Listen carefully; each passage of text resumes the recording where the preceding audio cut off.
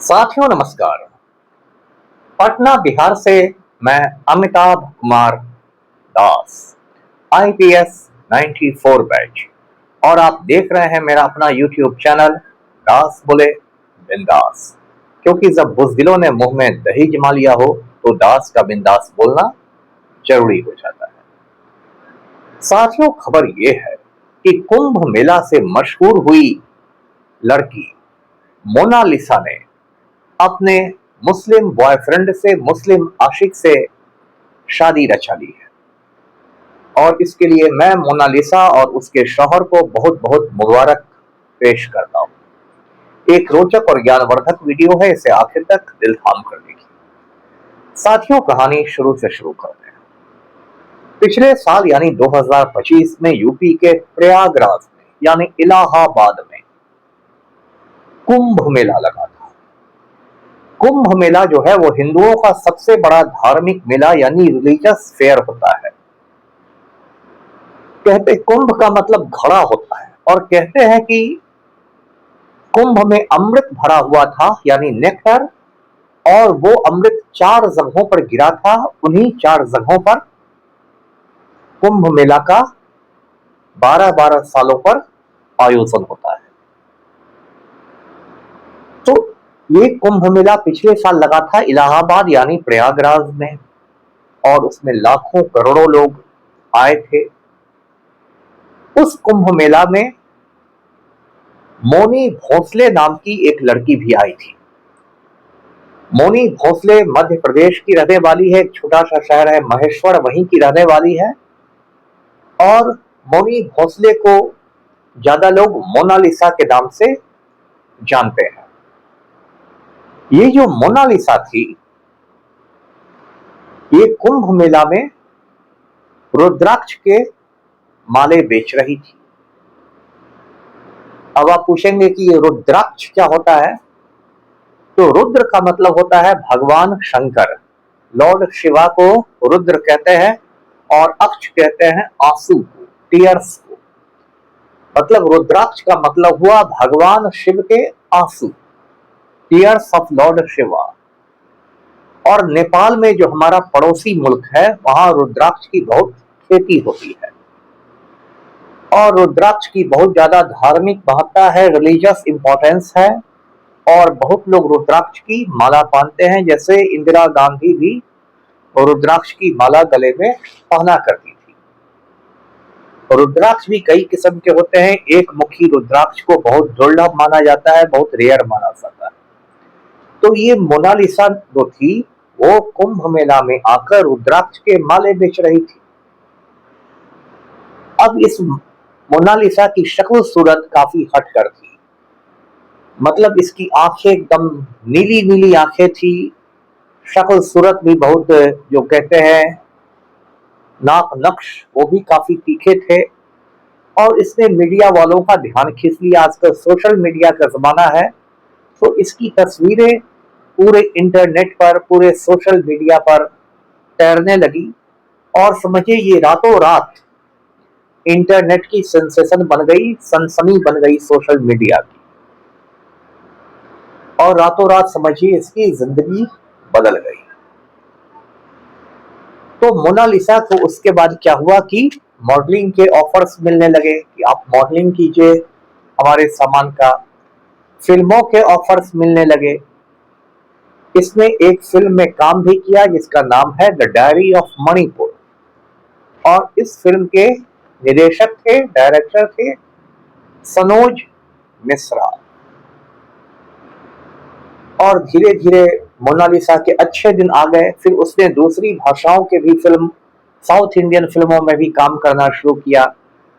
केरल में वो एक मलयालम फिल्म में काम करने के लिए गई। उस फिल्म का नाम है नगम्मा।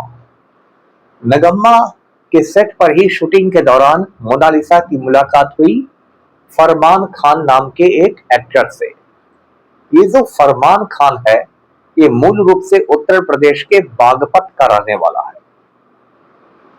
और फिर मोनालिसा जो कि हिंदू है, मोनी भोसले, उसकी और फरमान खान की जो दोस्ती थी वो इश्क में बदल गई।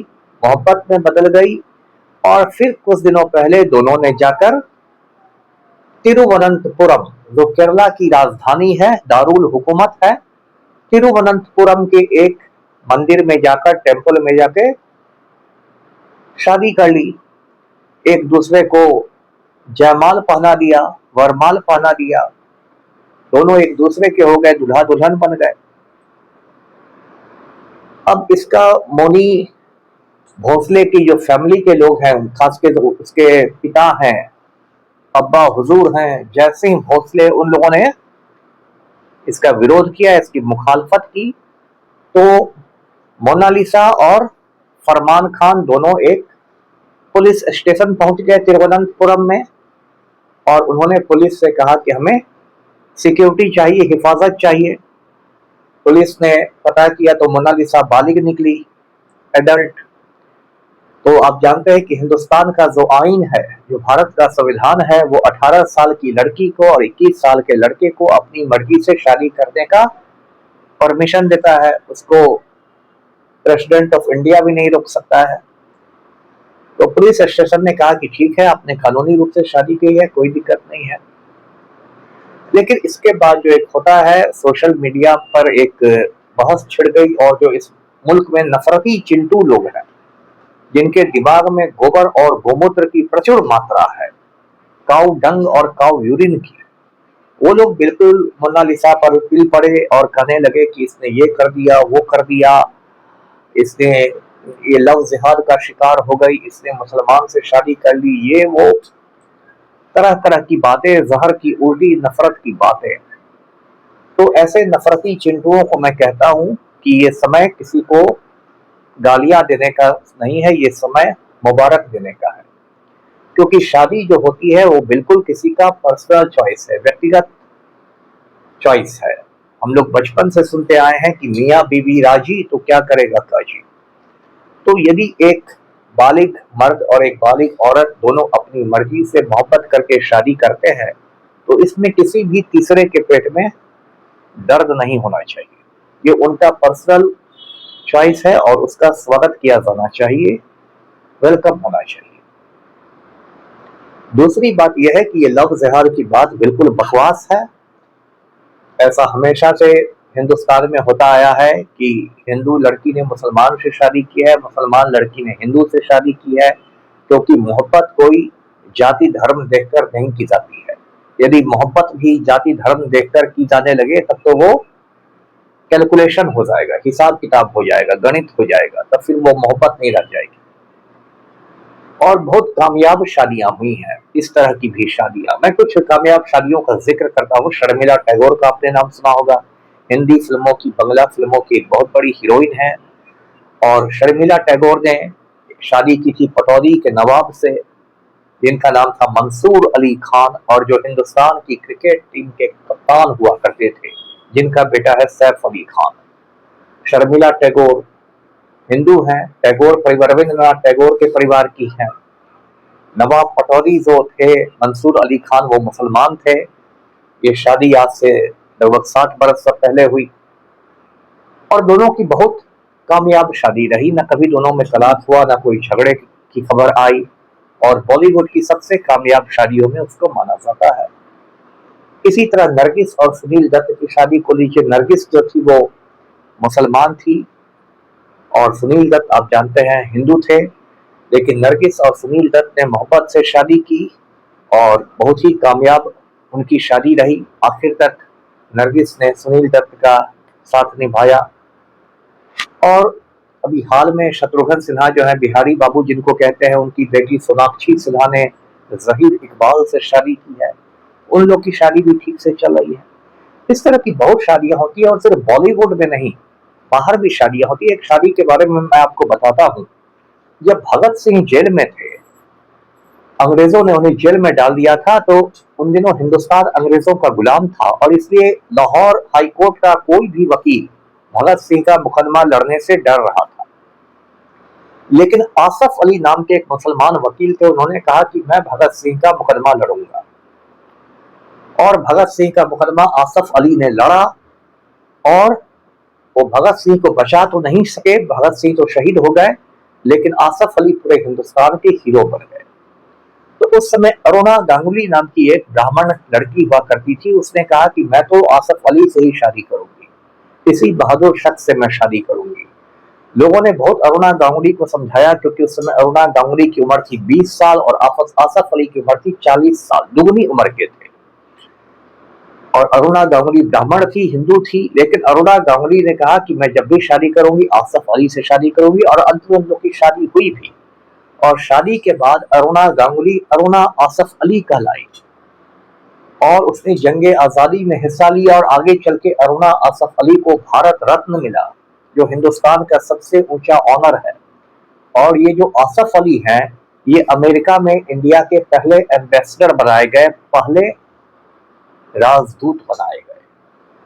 तो ये किस्सा है नफरती चिंटू, इसको भी लव जिहाद का नाम दे सकते हैं, लेकिन ये लव जिहाद नहीं, एक मोहब्बत की चीज है।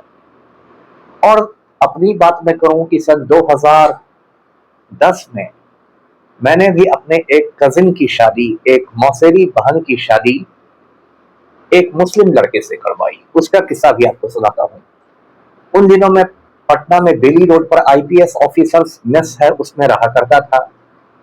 तो आईपीएस ऑफिसर्स मेस में वो जो मेरी मौसेरी बहन है, मुझसे छोटी है, वो आई और उसने कहा कि अमिताभ भैया, मैं एक मुस्लिम लड़के से शादी करना चाहती हूँ, हम लोग एक दूसरे को चाहते हैं। मैंने कहा शाबाश, शादी करो।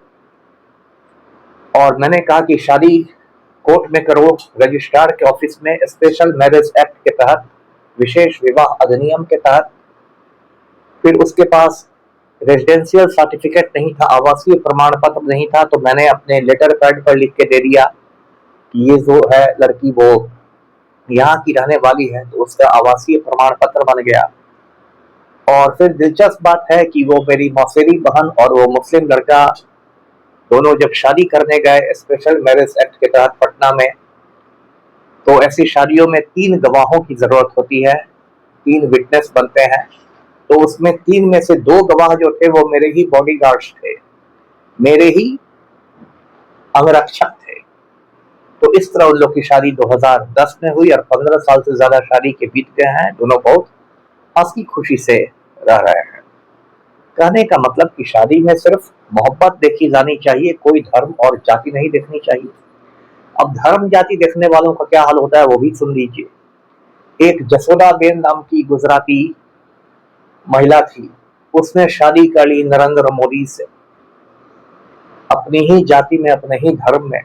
और नरेंद्र मोदी इतना बड़ा नालायक निकल गया कि उसने लात मार के जसोदा बेन को छोड़ दिया। और आज वो नरेंद्र मोदी हिंदुस्तान का प्राइम मिनिस्टर बन गया है, वजीर आजम बन गया है, लेकिन जसोदा बेन को वो पीएम हाउस में कदम नहीं रखने देता है, प्रधानमंत्री आवास में पैर नहीं रखने देता है। और जसोदा बेन गुजरात के किसी दूर दराज के गांव में परित्यक्ता की जिंदगी गुजर करने को मजबूर है। परित्यक्ता उस औरत को कहते हैं जिसके हस्बैंड ने, शौहर ने उसको छोड़ दिया हो, परित्याग कर दिया हो। तो ये भी हालत देख लीजिए। तो इसलिए मोनालिसा और फरमान खान दोनों की फिर से शादी की मुबारकबाद दीजिए, मोहब्बत जिंदाबाद कहिए। हमारी संस्कृति रही है भारत की वसुधैव कुटुंबकम, मतलब हम लोग पूरी दुनिया को ही अपनी फैमिली मानते हैं। इसमें जाति धर्म के नाम पर नफरत करना बंद कीजिए। मैं इस चैनल के माध्यम से मोनालिसा और उसके शौहर फरमान खान को बहुत शुभकामनाएं देता हूं, उनकी शादी के लिए बहुत मुबारकबाद पेश करता हूं। वीडियो को लाइक कीजिए, शेयर कीजिए, चैनल को सब्सक्राइब कीजिए। धन्यवाद। जय हिंद।